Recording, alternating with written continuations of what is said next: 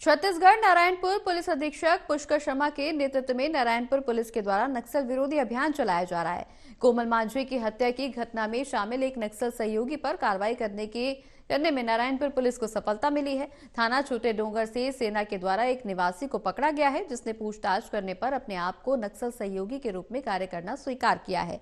वहीं माओवादियों के साथ मिलकर निवासी कोमल सिंह मांझी की हत्या की घटना में शामिल रहना भी स्वीकार किया गया है। बता दें कि आरोपी को गिरफ्तार कर न्यायिक रिमांड पर न्यायालय में पेश किया गया है।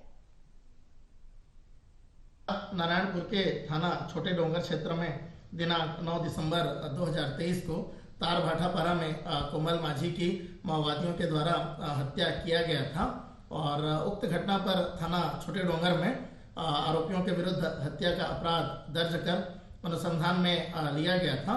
दौरान अनुसंधान के थाना छोटे डोंगर के द्वारा जो है इस मामले में एक संदेही जगदेव कड़ियाम निवासी तार भाटापारा छोटे डोंगर को जो है पकड़ा गया है, जिससे पूछताछ करने पर उसने अपने आप को नक्सल सहयोगी के रूप में कार्य करना और दिनांक 9 दिसंबर 2023 को तार भाटापारा में माओवादियों के साथ मिलकर जो है कोमल मांझी की हत्या की घटना में शामिल रहना स्वीकार किया गया है।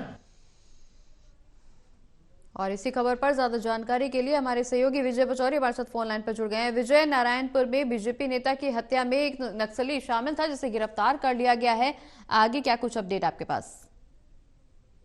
बता दूं कि नारायणपुर जो क्षेत्र है वो नक्सलियों की राजधानी कहलाती है और नक्सलियों ने इन इलाकों में बहुत बड़ी बड़ी घटनाओं को अंजाम दिया है और अब इन इलाकों में जो है सुरक्षा बल के जवान उन इलाकों में पहुंच रहे हैं जो नक्सलियों के सुरक्षित इलाके माने जाते थे। मैं बता दूं कि 9 दिसंबर को जो बीजेपी नेता की जो हत्या हुई थी उसमें शामिल एक नक्सली को गिरफ्तार किया गया है। मुखबिर और सूचना मिली थी कि एक नक्सली अपने गांव आया हुआ है, जिसके बाद जो है डीआरजी और बस्तर फाइटर की टीम को इन इलाकों में भेजा गया था और जब घेराबंदी करके इसको पकड़ा गया, जब इससे पूछताछ की गई है तो इसने बताया कि ये इन घटनाओं में शामिल था। मुख्य घटना जो हुई थी 9 दिसंबर को जो बीजेपी नेता की हत्या की थी उसमें ये शामिल था।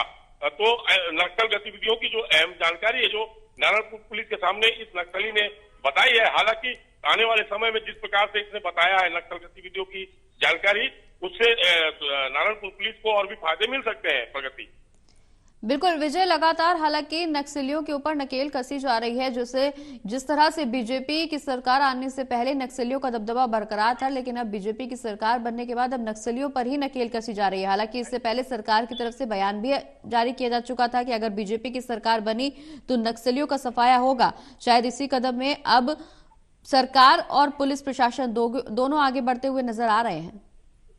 जी प्रगति, मैं बता दूं कि लगातार जो है जो भी सरकार आती है वो नक्सलवाद के खात्मे की बात करती है, लेकिन नक्सलवाद बस्तर में एक नासूर बन के यहाँ पे उभर के सामने आया है, क्योंकि वादे और दावे जरूर किए जाते हैं कि बस्तर में नक्सलवाद खत्म होगा।